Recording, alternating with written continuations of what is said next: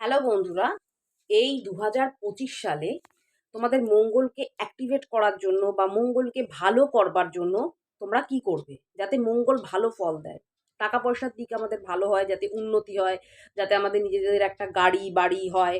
তার জন্য কি করব? কিছুই না, মঙ্গলবার দিনকে এই রেমেডিটা তোমাদের করতে হবে।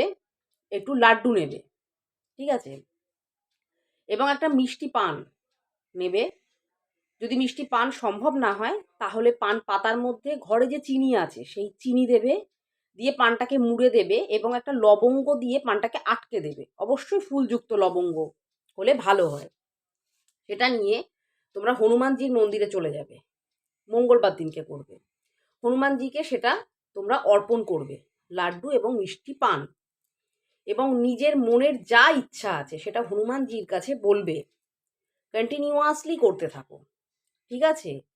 পরপর 7টা মঙ্গলবার করতে থাকো।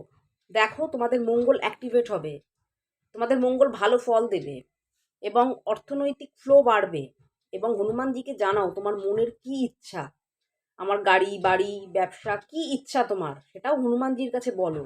দেখো হনুমানজি তোমার মনের ইচ্ছা পূর্ণ করবে। 2025 সালের এটা দারুণ একটা রেমেডি, প্রত্যেকে করতে পারবে।